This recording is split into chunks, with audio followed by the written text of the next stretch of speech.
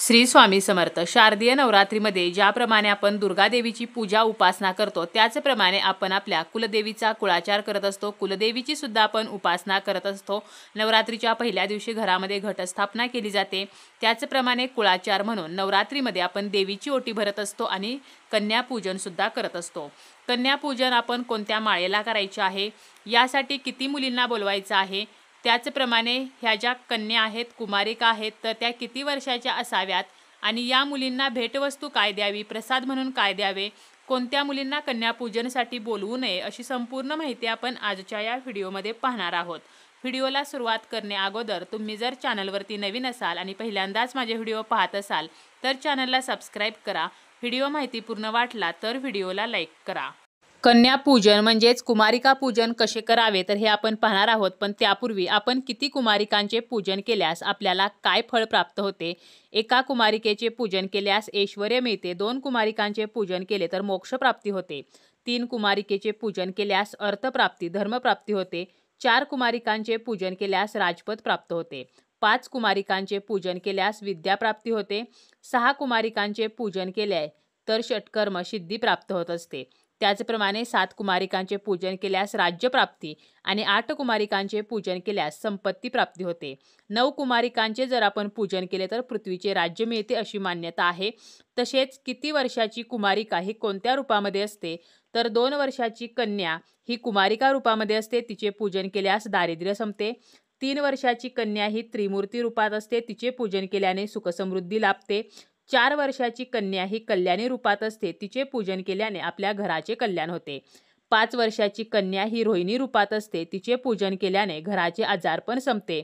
6 वर्षाची कन्या ही कालिका रूपात असते, तिचे पूजन केल्याने राजयोग प्राप्ती होत असते. 7 वर्षाची कन्या ही चंडिका रूपामध्ये असते, तिचे पूजन केल्याने ऐश्वर्य लाभते. 8 वर्षाची कन्या ही शांभवी रूपामध्ये असते आणि तिचे पूजन केल्याने विजयाची प्राप्ती होते. त्याचप्रमाणे 9 वर्षाची कन्या ही दुर्गा रूपामध्ये असते, तिचे पूजन केल्याने शत्रूचा नाश होतो आणि 10 वर्षाची कन्या ही सुभद्रा रूपात असते, तिचे पूजन केल्याने सर्व इच्छा पूर्ण होत असतात. आपण कन्यापूजन दिवशी 9 कुमारिकांना घरी बोलावून त्यांचे पूजन करत असतो. परंतु जर 9 कन्या म्हणजेच 9 कुमारिका आपल्याला मिळाल्या नाहीत तर जेवढ्या आहेत तर तेवढ्यांचे आपण पूजन करू शकतो. 5 कुमारिका मिळाल्या तरी आपण 5 कुमारिकांचे पूजन करू शकतो. अगदी जरी आपल्याला 5 कुमारिका मिळाल्या नाहीत तरी सुद्धा एका कुमारिकेला घरी बोलावून तिचे जरी आपण कन्यापूजन केले तरी सुद्धा आपल्याला देवीचा आशीर्वाद मिळतो. नवरात्रीमध्ये शक्तीची उपासना केली जाते. देवी आईची उपासना केल्याशिवाय शक्ती येत नाही. जगामध्ये स्त्री ही देवीचा अंश आहे आणि म्हणूनच आपण कन्यापूजनाच्या दिवशी 2 ते 10 वर्षापर्यंतच्या ज्या मुली आहेत तर त्यांना घरी बोलावत असतो आणि त्यांचे पूजन आपण करत असतो.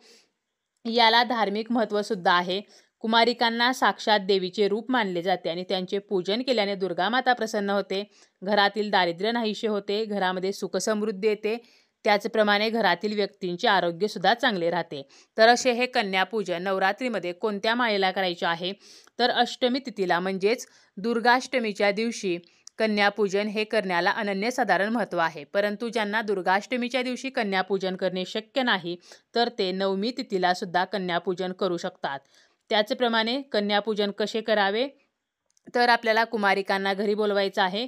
त्या घरी आल्यानंतर आपल्याला एक ताट घ्यायचं आहे आणि त्या ताटामध्ये त्या कुमारिकांचे पाय धुवायचे आहेत आणि त्यांचे पाय स्वच्छ कपड्याने आपल्याला पुसायचे आहेत. त्यावरती आपल्याला कुंकवाने स्वस्तिक काढायचं आहे. त्यानंतर त्या कन्येचे म्हणजे त्या मुलीचे आपल्याला औक्षण करायचे आहे, तिला हळदी कुंकू लावायचं आहे आणि तिचं औक्षण करायचं आहे. त्या कुमारिकेला आपल्याला गोडाचा प्रसाद द्यायचा आहे आणि भेटवस्तू सुद्धा द्यायची आहे आणि तिच्या पाया पडायचा आहे, त्यांचा आशीर्वाद आपल्याला घ्यायचा आहे. अशा प्रकारे आपल्याला 9 कुमारिकांचे पूजन करायचं आहे. गोडाचा प्रसाद आपण देऊ शकतो किंवा आपण गोडधोड जेवायला सुद्धा करू शकतो, पुरणपोळीचा स्वयंपाक करू शकतो. त्याचप्रमाणे गोडाची मिठाई देऊ शकतो, खीर बनवू शकतो, पेढे देऊ शकतो. आणि भेटवस्तू म्हणून आपण काय काय देऊ शकतो तर टिकलीचं पॉकेट देऊ शकतो किंवा नेलपेंट देऊ शकतो, मेहंदीचा कोन, रुमाल, एखादी शाळेमध्ये उपयोगी पडणारी वस्तू, पेन, पेन्सिल, कंपास बॉक्स किंवा अगदी कॅडबरी, बिस्किट पुडा, तर या ज्या वस्तू आहेत तर त्यासुद्धा आपण कुमारिकांना भेटवस्तू स्वरूपामध्ये देऊ शकतो. अशा प्रकारे साध्या आणि सोप्या पद्धतीने आपण नवरात्रीमध्ये कन्यापूजन हे करू शकतो.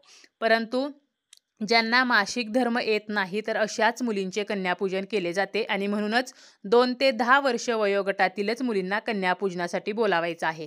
ज्यांना मासिक धर्म येत आहे तर अशा मुलींना पण कन्यापूजनसाठी बोलावायचं नाही.